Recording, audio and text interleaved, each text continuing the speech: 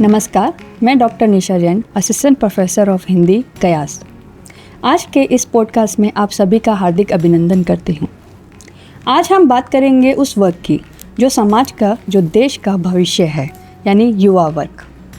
तकनीक आज दुनिया तेज़ी से बदल रही है और इस तेज़ी से बदलती दुनिया में युवा वर्ग भी उसी दुनिया में जी रहा है।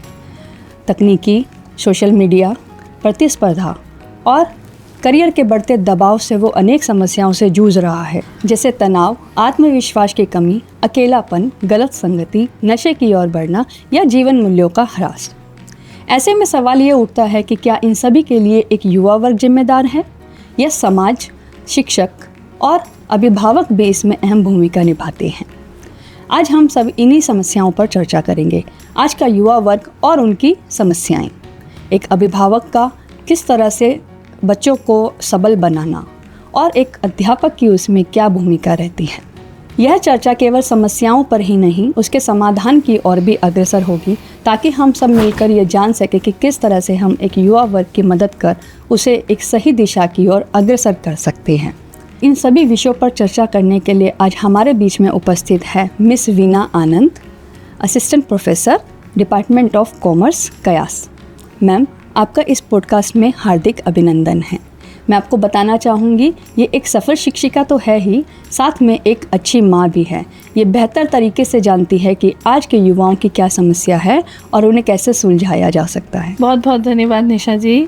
मुझे बड़ी खुशी हो रही है कि मैं आज इस पॉडकास्ट में हूँ और ये टॉपिक मेरे बहुत दिल के बहुत करीब है। पहले मैं ये डिस्क्लेमर देना चाहती हूँ कि मैं कोई मनोवैज्ञानिक नहीं हूँ। अपने इतने साल के अनुभव के हिसाब से जो भी मैंने ऑब्ज़र्व किया है, मैंने जनरेशन जी को पढ़ाया है, जेन अल्फ़ा, अभी तो जेन बीटा तक आ गया है, जो फ्यूचर में कभी हम रहे तो हम पढ़ाएंगे। तो उसी हिसाब से मैं इस विषय पे चर्चा करूँगी। बहुत अच्छे मैम। आपसे मेरा पहला प्रश्न है कि जैसे कि आपका 24 वर्ष का अनुभव है, इस 24 वर्षों में आपने अनेक ही विद्यार्थियों को या युवाओं को पढ़ाया है, तो आप बेहतर तरीके से जानते हैं कि उनकी क्या समस्याएं होती है और आज भी वो किन किन समस्याओं से जूझ रहा है। तो आप इस विषय में क्या कहना चाहेंगे? जी, ये युवा वर्ग बहुत ही महत्वपूर्ण भूमिका निभाती है हमारे देश के लिए, है ना। तो हमें देखा गया कि बहुत सारे परेशानियां, समस्याओं में जूझ रहा है आज का युवा वर्ग। कुछ समस्याएं सारे बाहरी नहीं हैं, आंतरिक भी बहुत सारी समस्याएं हैं।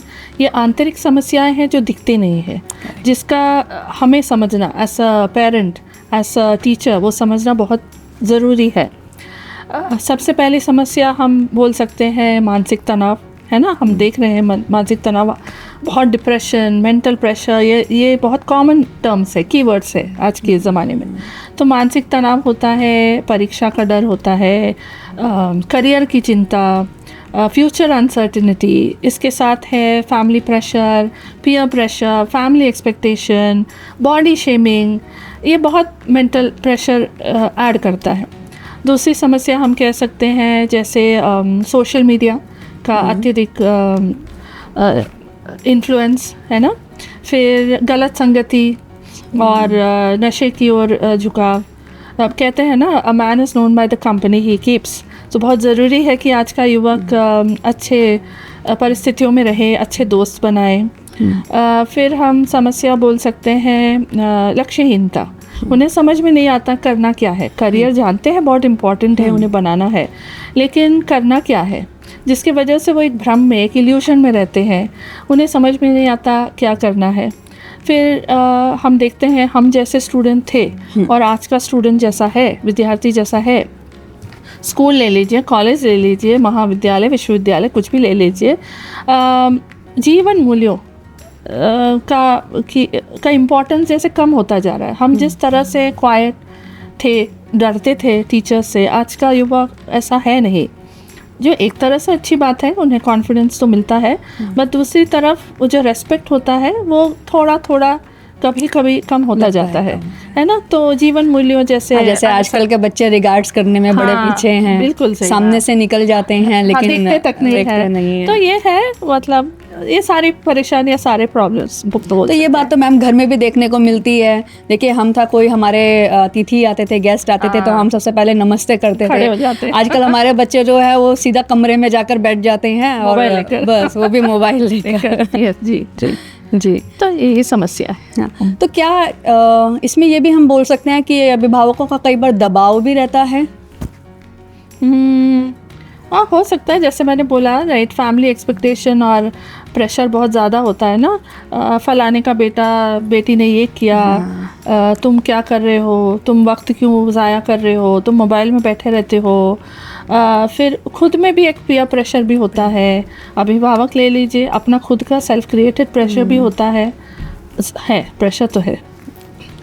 बहुत अच्छा मैम। मेरा दूसरा प्रश्न है, इन सभी समस्याओं को सुलझाने में एक अभिभावक या माता पिता और शिक्षक की क्या भूमिका होनी चाहिए? वो किस तरह से उन्हें सही तरीके से मार्गदर्शन कर सकता है? सही है। मुझे लगता है जनरेशन गैप धीरे धीरे बढ़ता जा रहा है, मुझे ऐसा लग रहा है। क्योंकि हम, जैसे मैं Gen X Q, millennial, Gen Y हुआ, फिर जेन जी एक्सेट्रा, तो हमें भी as seniors, as a parent और एज अ टीचर आज के ज़माने के साथ चलना होगा एक तरफ हमारे। दूसरी तरफ हमें ये भी समझना है कि आज का युवा किस परिस्थितियों में पल रहा है, बढ़ रहा है। उसका एक्सपोजर बहुत ही ज़्यादा है। सोशल मीडिया ले लीजिए, कुछ भी ले लीजिए, they are aware of everything, right. YouTube है, शॉर्ट्स है, रील्स है, बहुत जानकारी है उसके पास। तो उसे लगता है वो सब कुछ जानता है, लेकिन जो कमी उसमें है वो है अनुभव की। तो यहाँ पे हो रहा है हमारा रोल एज अभिभावक, एज अ पेरेंट। तो हमें अपना अनुभव यहाँ पे यूज़ करना है, उन्हें समझाना चाहिए। सबसे इम्पॉर्टेंट है कि हम उन्हें टाइम दें, वक्त दें। आज का युवा चाहता है कि, दिखाता नहीं है, लेकिन कहीं ना कहीं वो चाहता है, वो उसे लगता है कि कोई उससे बात नहीं कर रहा, जिसकी वजह से वो एक AI, एक आर्टिफिशियल पर्सन, चैट GPT हो या जेमिनाई हो, कि जो भी हो, उस पर घुसा रहता है। उसे लगता है वो ही उसके सारे प्रॉब्लम्स का सलूशन है, लेकिन ज़रूरी नहीं है, सही है। तकनीकी तो इतनी आगे बढ़ गई है, लेकिन वो जो युवा है वो उसमें गिरफ्त होता जा रहा है। बिल्कुल सही मैम, आपने सही बोला। क्या है, AI आपके बोलते हैं, जो आप कीवर्ड्स डालते हैं उसको समझता है, लेकिन आपको नहीं जानता AI, है ना। तो लेकिन एक माता पिता जानता है अपने बच्चे, वो जानते हैं। जो टीचर उसको सालों से पढ़ा रहा है, या वो मतलब हमारी रिस्पॉन्सिबिलिटी है कि हम अपने स्टूडेंट्स को देखें, उन्हें समझे। हमें देखना चाहिए वो चुप क्यों है। जो बच्चा रोज़ खिलखिलाते हुए हंसता था, अचानक चुपचाप क्यों हो गया, उसे कोई परेशानी है कि नहीं, अकेला क्यों बैठने लगा। तो हमें ऑब्जर्व करना चाहिए। हम खुद ही एक दौड़ में लगे हुए हैं। ऐसे टीचर देख लीजिए आप और हम, तो जानते हैं, लेसन प्लान बनाओ, कोर्स प्लान बनाओ। हाँ, सब इम्पॉर्टेंट है, नौकरी इम्पॉर्टेंट है, लेकिन हमें ये भी देखना चाहिए कि हमारी रिस्पॉन्सिबिलिटी एज अ मार्गदर्शक भी है, राइट। हमें उसे प्रेरित भी करना है। तो yes, it's a very important, very very big responsibility. क्या आपके जैसे इतने साल के करियर में कभी कोई ऐसे बच्चा मिला है आपको जिस तरह से आपने उनकी समस्याओं को थोड़ा सुलझाया हो, या उन्होंने आपके साथ अपनी समस्याओं को डिस्कस किया हो? हाँ जी, गुड क्वेश्चन। मुझे टेक्स मी बैक जी। मुझे अभी याद आ रहा है, मेरी एक छात्रा थी, पढ़ाई में बहुत अच्छी थी। She was the final year of BCom, बहुत ही अच्छी थी। मैंने उसको फर्स्ट सेमेस्टर, सेकेंड सेमेस्टर में पढ़ाया था, और थर्ड ईयर में अभी पढ़ा रही हूँ एक पेपर। मैं उसकी क्लास टीचर थी पहले सेमेस्टर में। She was very good as a student, but I started observing that she was sitting alone. अकेले बैठना शुरू कर दी थी। मैंने दूसरा क्लास देखा, तीसरा क्लास देखा, वो अकेली बैठती थी, कभी कभी सम्स कर रही है, कभी रुक जाती थी। तो एक दिन मैंने उससे पूछा, फर्स्ट बेंच में बुलाया और मैंने पूछा प्रॉब्लम क्या है। उसे कुछ बताया नहीं। फिर मैं पढ़ाना शुरू की। क्लास के ख़त्म होते 10 मिनट बाकी थे, मैं अटेंडेंस ले रही थी, अटेंडेंस बंद कर दिया। मैं बैठी थी, वो सामने आई, खुद से बोली, मैम मुझे आपसे बात करनी है। उसने बोला मैम, और थोड़े हल्के आंसू आने लगे उसकी आंखों में। तो वो बोलने लगी, मैम कुछ तो प्रॉब्लम है, मुझे पता नहीं मैं किससे बोलूँ, आपने पूछा तो मुझे लगा मैं बताऊँ। तो वो बोली कि उसके फैमिली में इश्यूज़ हैं, देयर पेरेंट्स आर सेपरेटेड, तो जिसकी वजह से वो अपनी ग्रैंड मदर के साथ रहती तो है, लेकिन वही जो एज गैप जो बढ़ गया है, जिसकी वजह से वो उतना शेयर नहीं कर पाती। वो पापा के साथ रहती है और ग्रैंड मदर के साथ रहती है, उसकी माँ के साथ नहीं है। तो वही है, तो वो बताने लगी, तो मैंने उसको समझाया कि देखो ये इसका कुछ किया नहीं जा सकता, जो है सो है, पहले उसको अपनाओ, फिर देखो कि इसको तुम कैसे अपने स्ट्रेंथ बना सको, क्या कर सकती हो जिससे तुम बिकॉज तुम बदलोगी, कल फ्यूचर जनरेशन भी उसी का इफेक्ट होगा, कल तुम्हारे भी बच्चे होंगे उसी माइंडसेट में पले बढ़ेंगे, अफेक्ट हो सकता है। तो मैंने उसको रेकमेंड किया कि वो काउंसलर से मिले।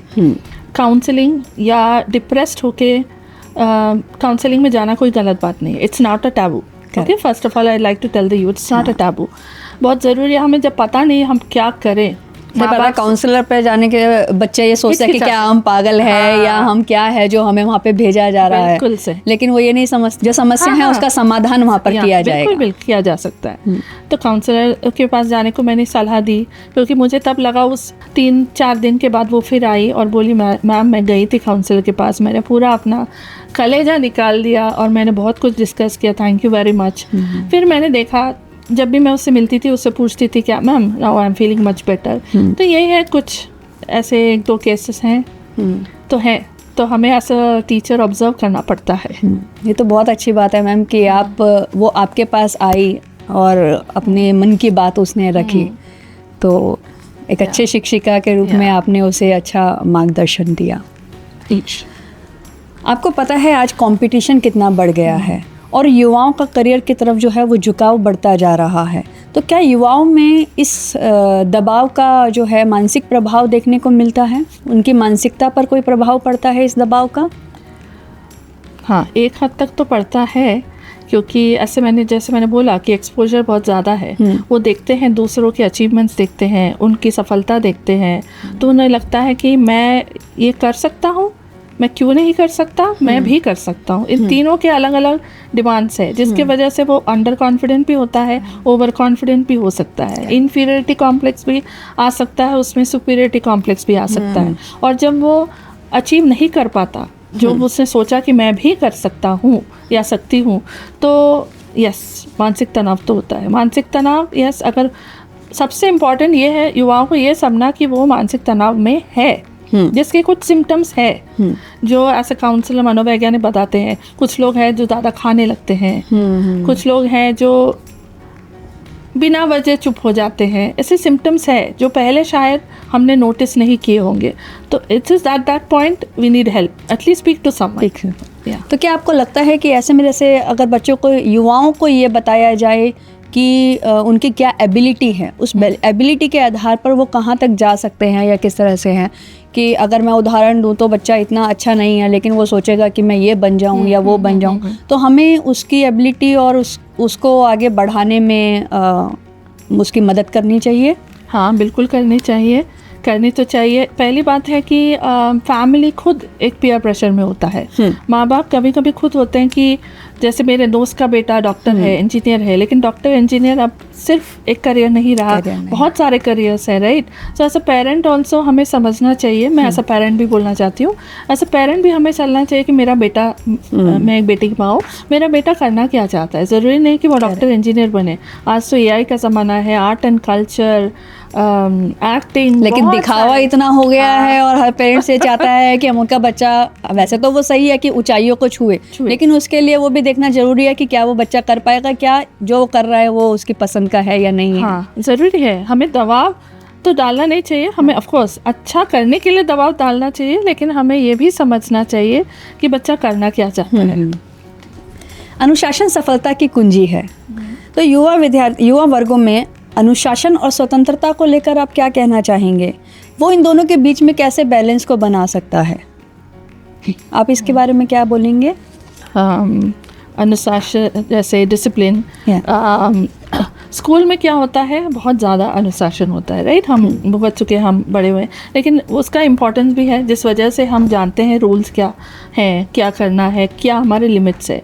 लेकिन जैसे आज का युवा स्कूल से कॉलेज में आता है, पहली बात है यूनिफॉर्म से फ्री हो जाता है। छोटी सी बात बता रही हूँ, बहुत से रूल्स बदलते हैं, तो उसे लगता है कि वो बहुत फ्री हो सकता है। हाँ, इतनी आज़ादी से वो विद्यालय में नहीं घूमता है जितना कॉलेज में घूम पाता है। तो यही है कि उसे लेकिन लिमिट्स का पता होना चाहिए, उसे जानना चाहिए सही क्या है गलत क्या है। इसमें टीचर्स का भी भूमिका बहुत इम्पॉर्टेंट है। As every point of time उन्हें एक्सप्लेन करना ज़रूरी है कि आज कॉलेज के रूल्स क्या है। अगर है, बहुत गलतियां हम क्या करते हैं, हम रूल्स तो बताते हैं लेकिन रूल्स क्यों है वो नहीं बता पाते। जैसे अटेंडेंस 75% हम बोलते हैं या 85% बोलते हैं, लेकिन क्यों ज़रूरी है नहीं बताते। तो बच्चे को लगता है कुछ भी हो जाए, लेटर दे देंगे, मेडिकल दे देंगे, हो जाएगा। हाँ, लेकिन ये समझना ज़रूरी है कि अगर आपने क्लास अटेंड ही नहीं की तो आप उस एग्ज़ाम को लिखने के लिए तैयार नहीं है ना। अगर मेडिकल है तो ऑफ कोर्स कॉलेज आपकी मदद करेगा, बट वही है। तो हर चीज़ का एक रूल होता है। जैसे ट्रैफिक सिग्नल क्यों है, अगर ट्रैफिक सिग्नल का रूल नहीं मारेंगे तो सोच के देखिए रास्तों में क्या होगा। तो वही है, हमें समझाना भी चाहिए और रूल्स क्या है और क्यों है ये भी समझाना ज़रूरी है। तो अनुशासन किस तरह से इससे जुड़ा है, हम कैसे जोड़ सकते हैं उसकी, जिससे कि वो स्वतंत्रता में पाबंदी भी ना सोचे कि मेरे ऊपर बहुत सारे रिस्ट्रिक्शन लगाई जा रही है, और वो ठीक तरीके से अनुशासित भी हो, अनुशासन का पालन भी करे। मुझे तो लगता है उस एज में बहुत सारी चीज़ें केस बाय केस बेसिस भी लेनी चाहिए, राइट। सो बिकॉज हर छात्र अलग है, हर विद्यार्थी अलग है, हर युवा अलग है। तो यस, रूल्स हम मानते हैं, लेकिन अगर किसी ने रूल तोड़ा, क्यों तोड़ा, वो भी समझना बहुत ज़रूरी है। स्कूल जैसा ही हम नहीं समझ सकते, तो वही है, हम उसको रूल समझा सकते हैं, क्यों है समझा सकते हैं। और अगर किसी ने रूल तोड़ा, वो रूल कितना इम्पोर्टेंट है, कितना हानिकारक हो सकता है उसके लिए अगर वो रूल तोड़े और उस हिसाब से उसे समझाए, तो आई थिंक उसे ऐसा नहीं लगेगा कि वो जेल में है। मैम, आज के युवाओं में देखा जाता है कि वो अभिभावकों से ठीक से बात नहीं करते हैं, चिल्ला पड़ते हैं, ठीक है, उनके अंदर पेशेंस लेवल कम होता है, तो एकदम या वो ये सोचते हैं कि हमें कुछ ज़्यादा ही ज्ञान है, हमारे माँ बाप को तो कुछ पता ही नहीं है, ठीक है। इसी तरह से देखते हैं कि शिक्षकों का इतना रिगार्ड्स नहीं करते हैं, वो लोग सम्मान देने में बराबर में से निकल जाते हैं, कुछ नहीं है। तो किस तरह से लाइफ वैल्यू, जीवन के मूल्यों को बनाए रखा जा सकता है? अच्छा, मुझे तो लगता है कि what a person sees or what a child sees he becomes. So we have to lead by example, मुझे लगता है, as a parent, as a teacher, right? मैं एक एग्जाम्पल देती हूँ। उसके पहले मैं बोलना चाहती हूँ क्यों ऐसा हो रहा है। मेरे अनुभव के हिसाब से बच्चों को आजकल लगता है कि सोशल मीडिया, ChatGPT, गूगल की वजह से उन्हें सब कुछ पता है। उन्हें पता है रूल क्या है, क्यों है, ये नहीं करने से क्या होगा, मैं ऐसा एग्ज़ाम में लिखूँगा तो क्या होगा, नहीं होगा।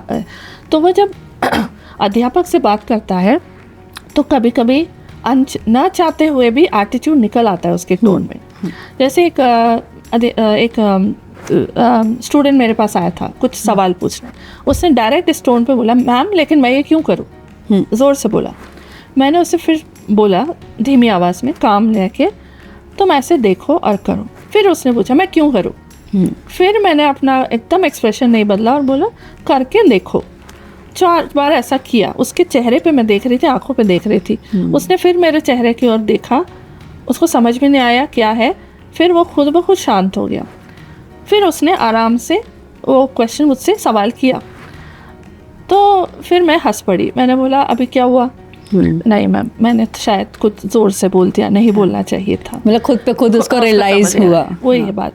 तो हर वो एज वैसा है, टीनेजर 20-22 एज ऐसा है, मार के चिल्ला के उनको सही नहीं कर सकते। पहले हमें ये एक्सेप्ट करना पड़ेगा कि उनको एक सेल्फ रिस्पेक्ट, स्पेशली उनके दोस्तों के सामने अगर हम उन्हें डांटे तो ये सेल्फ रिस्पेक्ट बहुत हमारे लिए भी इम्पॉर्टेंट है, आज के युवा के लिए बहुत ज़्यादा है। क्योंकि उन्हें लगता है कोई हमें रिकॉर्ड तो नहीं करा, किसी को पता तो नहीं चलेगा कि किसी ने मेरे पे चिल्लाया। तो सेल्फ रिस्पेक्ट, उनको रेस्पेक्ट देना बहुत ज़रूरी है। हम रेस्पेक्ट देंगे, हम रेस्पेक्ट पाएंगे। तो उन्हें सब समझ में आया कि कामली भी ये सवाल किया जा सकता है।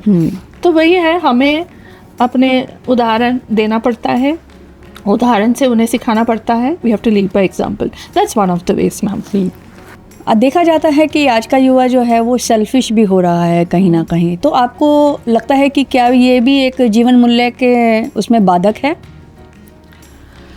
सेल्फिशनेस तो हमेशा ही बोलते हैं कि होना नहीं चाहिए, right? But when it comes to our success and our future, sometimes we have to be selfish. As long as we are selfish, लेकिन दूसरों के उससे हानि ना हो, दूसरों से उससे दुख ना हो, इट्स फाइन। अगर करियर की बात करें, पढ़ाई की बात करें, पहले आप अपनी पढ़ाई करो, है ना। जैसे प्लेन में भी बोलते हैं, पहले अपना बचाव करो फिर दूसरों को देखो। वो बचाव जीवन का मूल्य है, यही है ना। जीवन में अपना बचाव कैसे कर सकते हैं? अपना करियर ठीक करो, अपनी पढ़ाई ठीक करो। तो कभी ना कभी थोड़ा बहुत सेल्फिश होना गलत नहीं है। क्योंकि मैंने एक बार एक जगह देखा था कि कंपटीशन जिस तरह से इतना बढ़ गया है, वहाँ पर एक युवा वर्ग, एक बच्चे मेरे सामने थी, तो ठीक है वो बहुत इंटेलिजेंट थी, लेकिन जब कभी कोई उससे प्रश्न पूछता था, उसका कोई मित्र या कोई, तो वो बताती नहीं थी। उसके मन में क्या था कि मैं बताऊं, क्यों बताऊं मैं इसको, ये एग्ज़ाम में अच्छा कर लेगा या ये नंबर ले आएगा, या जो भी उसको इस चीज़ का फेयर था। तो ये इस तरह के सेल्फिशनेस क्या रोल रखती है? लेकिन होते हैं कुछ बच्चे ऐसे होते हैं, जब उन पे, मुझे लगता है जब उन्हें अपने पे भरोसा नहीं है। अगर मुझे अपने पे भरोसा है तो मैंने अगर आपको भी उत्तर दे दिया तो आप अच्छा करोगे, ठीक है, लेकिन मैंने तो भी तो पढ़ाई की है ना, मैं तो उसको ज़्यादा जानती हूँ, उस टॉपिक, उस विषय पर, है ना, तो मैं तो अच्छा करूँगी ही, तो मुझे क्यों इनसिक्योर होना है? तो वो एक माइंडसेट लाना बहुत जरूरी। और ये भी है कि जब एक प्रश्न को हम कई बार, अगर हम 2 दोस्तों को बता रहे हैं, 3 को बता रहे हैं और अपने आप भी कर रहे हैं, तो वो चीज़ पक्की होती जाती है। Practice makes a man perfect, बिल्कुल। तो ये एक जीवन मूल्य सिखाना बहुत जरूरी है बच्चों को। यस, इसलिए ग्रुप स्टडी, पीयर स्टडी हम बोलते हैं। जी। आज तकनीक और सोशल मीडिया अपनी चरम सीमा पर है, तो ऐसे में आपको क्या लगता है कि तकनीक या सोशल मीडिया जो है वो युवा वर्ग के लिए अभिशाप है या वरदान है? It's a very good question, it's a hot topic ma'am. हर जगह यही है कि इम्पोर्टेंट है कि नहीं, क्योंकि जो जनरेशन सोशल मीडिया इतना यूज़ नहीं करता था, उन्हें लगता है कि ये गलत है। मैंने तो बहुत, दोनों जनरेशन्स हमने देखी हैं, राइट। तो जैसे बोलते हैं ना, सिक्के के 2 पहलू हैं, वैसा ही है सोशल मीडिया। अच्छा भी है, बुरा भी है, हर चीज़। क्या आप प्रकाश डालेंगे कि किस तरह से ये अच्छा और बुरा हो सकता है? मैं कोशिश ज़रूर करूँगी। जैसे बोलते, किसी भी चीज़ का अत्यधिक इस्तेमाल बुरा है, उसी तो वही है सोशल मीडिया का भी। अच्छा इसलिए है बोल सकते हैं क्योंकि इससे नॉलेज बहुत मिलता है। Chat GPT, yes, everyone is talking about chat GPT, perplexity, Google Gemini, इससे बहुत सहायता तो मिलती है पढ़ने में, आंसर लिखने में। लेकिन हम जैसे जनरेशन है जो हमने काम किया है, पढ़ाई की है विदाउट ऑल दिस सपोर्ट, तो we have a lot of belief on our learning and knowledge. लेकिन आज का युवा क्या होता जा रहा है, अत्यधिक सोशल मीडिया, चैट जीपीटी पे क्या स्लेव बनता जा रहा है ना। तो क्या हो रहा है, वो अपना दिमाग इस्तेमाल करना कम कर रहा है, करता जा रहा है, जिसकी वजह से वो प्रैक्टिकली कभी सोच नहीं पाता। उसे लगता है मैं इस तरफ जाऊं, उस तरफ जाऊं, उसके लिए भी चैट जीपीटी है। लेकिन ऐसी बात नहीं है। और एक आसान तरीका लगता है कि यहाँ पे देखा और वो उत्तर को लिख दिया या असाइनमेंट को लिख दिया है, वो उसके लिए एक आसान तरीका हो जाता है। तो ChatGPT can only help to support. अगर हमें किसी प्रश्न का जवाब नहीं मिल रहा है तो बेशक हम देख सकते हैं, लेकिन हर सवाल का जवाब में तकनीक यूज़ करना सही नहीं होगा। तकनीक, yes, technology always is useful, but again we should remember that it is a man who has created technology. It's not to become a slave, it is to help us. Correct. Okay, so we should not become slaves. तो हमें technology use तो करना चाहिए, लेकिन किस हद तक हमें उससे बेनिफिट मिल रहा है वो ध्यान में रखते हुए अत्यधिक ना यूज़ करें, स्पेशली सोशल मीडिया। जैसा हम बोल सकते हैं कि आजकल सोशल मीडिया इतना पावरफुल हो गया है। We used to say no pen is mightier than the sword, right. अभी तो social media is mightier than the pen बोल सकते हैं, if I am not wrong. कि अगर बहुत सारे ऐसे प्रश्न हैं, प्रॉब्लम्स हैं जो दब जाते हैं। जैसे किसी लड़की का शोषण किया गया, पहले क्या होता था, वो डरती थी बोलने में, किससे बोले उसे समझ नहीं आता था। आज सोशल मीडिया पुलिस के पास भी जाती है तो वहाँ से वापस लौटा दी जाती है। पहले तो माँ बाप ही नहीं जाने देते थे। माँ बाप बोलते हैं कि तुम अपना बोलने जाओगी, छींटे तुम पे भी उठेंगे, है ना? ऐसा बोलते हैं, उड़ेंगे। तो ये है, लेकिन अभी सोशल मीडिया इतना स्ट्रांग है, वो अपनी बात बात रख सकता है, बता सकता है कि दूसरों को अवेयरनेस हो कि ऐसे भी प्रॉब्लम्स हैं, ऐसे भी लोग हैं। तो इस तरह से सोशल मीडिया बेनिफिट हो सकता है। बट वही बात है कि अगर हम वो बात कर रहे हैं शोषण की बात, हाँ। वो किस तरह से सही है और कितनी सही है वो ध्यान में रखना बहुत ज़रूरी है। Just because I have the power as a woman I should not misuse it. So using social media that way is beneficial. क्योंकि मैंने एक खबर पढ़ी थी, एक न्यूज़ पढ़ी थी कि एक रील बनाने के चक्कर में एक जो युवा था वो अपना गिर गया पानी में। हाँ, मतलब वो नदी के किनारे, चट्टान से समुद्र गिर के गया, किनारे, हाँ। समुद्र के किनारे वो बना रहा था और वो रील बनाने के चक्कर में या अपना दिखाने के चक्कर में वो गिर गया। तो इस चीज़ पे भी बहुत ध्यान देना जरूरी था कि आप अगर रील भी बना रहे हैं या उस सोशल मीडिया का प्रयोग कर रहे हैं तो उसमें दिखावा न करने के लिए आप कुछ भी ना करें। ये तो पीयर प्रेशर से हो जाता है ना। पीयर प्रेशर होता है, सब कर रहे हैं मैं भी करूँ। हाँ, तो बस ये भी कह सकते हैं। सोशल मीडिया के अधीन ना हो जाए बस ये। तो मैम आखिर में ये बताइए कि आप युवा वर्ग को क्या कोई संदेश देना चाहेंगी? या देना तो चाहूँगी। युवा वर्ग को मैं ये कहना चाहती हूँ कि अकेला ना समझे अपने आप को। किसी से बात करें, दोस्तों से बात करें, फैमिली से बात करें, अपने पसंदीदा टीचर से बात करें। हर समस्या का हल है, नथिंग इज इम्पॉसिबल। और जैसा कहा जाता है ना, खुद ही को कर बुलंद इतनी कि हर तकदीर से पहले खुदा बंदे से खुद पूछे बता तेरी रजा क्या है ना। फिल्मों का भी ये डायलॉग है और जी शाहरुख खान ने भी बोला था कायनात को ऐसे बनाओ। तो कभी कभी ऐसा होता है कि ये भी हमें पॉजिटिवनेस देते हैं लाइफ के अंदर। सही बात है। तो बेसिकली शाहरुख खान ये कहना चाहता था उसमें कि अपने पे बिलीफ रखो, राइट। करेक्ट। जो आप सोचो वो कर सकते हो। अगर जब दृढ़ता हो, बिलीफ हो, तो हम क्या करते हैं उसी हिसाब से काम करते हैं, परिश्रम भी उतना ही करते हैं। तो सब कुछ पॉजिटिव है, पॉसिबल है, इम्पॉसिबल कुछ भी नहीं है। दूसरी तरफ पेरेंट्स भी थोड़ा, अगर लगता है कि उनको कि वो टाइम नहीं दे पा रहे, उन्हें एक एफर्ट लगाना पड़ेगा। दूसरा मुझे लगता है कि पेरेंट्स के साथ उनकी बॉन्डिंग होना भी बहुत ज़रूरी है। बहुत एंड से, एक तरफ तो युवा अप्रोच करे अपने पेरेंट्स को, दूसरा पेरेंट्स भी टाइम निकाले एटलीस्ट सारे दिन में कभी नहीं, क्योंकि आज पेरेंट्स बहुत अप वर्किंग राइट मोस्टली। कुछ बच्चे ऐसे होते हैं, कुछ युवा वर्ग ऐसे हैं जो बिल्कुल खुले हुए हैं पेरेंट्स से, लेकिन वहीं पे बहुत सारे ऐसे देखने को मिलते हैं कि बातचीत भी नहीं करते हैं। It's all about being busy, right? तो at least one meal, at least a dinner you all have with your children. तो क्या होता है, खुलने लगता है धीरे धीरे बच्चा। एक बार पूछोगे, दो बार पूछोगे, अपना डिप्रेशन नहीं बता पा रहा है या आपको पता नहीं चल रहा डिप्रेशन है, तीसरी चौथी बार आप प्रश्न करोगे जरूर वो अपना बच्चा बताएगा। सिमिलरली टीचर्स भी ध्यान रखें, हालांकि हम सभी मॉरल्स को कैसे हम डेवलप करें, राइट। साथ ही साथ आज का युवा ये भी ध्यान में रखे कि वो समाज से जुड़ते हुए चले। इतना ही अपने में खोया वो समाज से बिल्कुल अपने आप को अलगाव कर लेता है, हल रहता है। जैसे आपने बोला कि किसी कोई घर में आया रूम में चले जाता है मोबाइल की तरह, इससे क्या होता है वो सोशल बॉन्डिंग नहीं होता, समझ में नहीं आता बड़ों से कैसे बात करें। कोई फेस्टिवल मना रहे हैं तो अपने ही ग्रुप में रहते हैं, लेकिन सबके साथ मिलना जो है बहुत जरूरी है। बिल्कुल। तो समाज से जुड़ते रहे, सोसाइटी भी इम्पोर्टेंट है, कोई भी अकेला ग्रो नहीं कर सकता, हमें लोगों के साथ चलना होगा। तो यही है कि अपने पे बिलीफ रखें, माँ बाप अपने बच्चों के लिए टाइम निकालें, टीचर्स अपने स्टूडेंट्स के लिए टाइम निकालें, सेम टाइम विद्यार्थी भी ट्राई करें, कोशिश करें कि वो बात करें, अपनी मन की बात रख पाए और बॉन्डिंग बनाए रखें। बहुत अच्छा मैम, आपसे बात करके हमें बहुत अच्छा लगा और आपका मैं फिर से धन्यवाद करना चाहूँगी कि अपने अनुभव के आधार पर युवा वर्ग की समस्याओं और उसके समाधान पर चर्चा की। बहुत शुक्रिया for this opportunity. Thank you, बहुत बहुत शुक्रिया।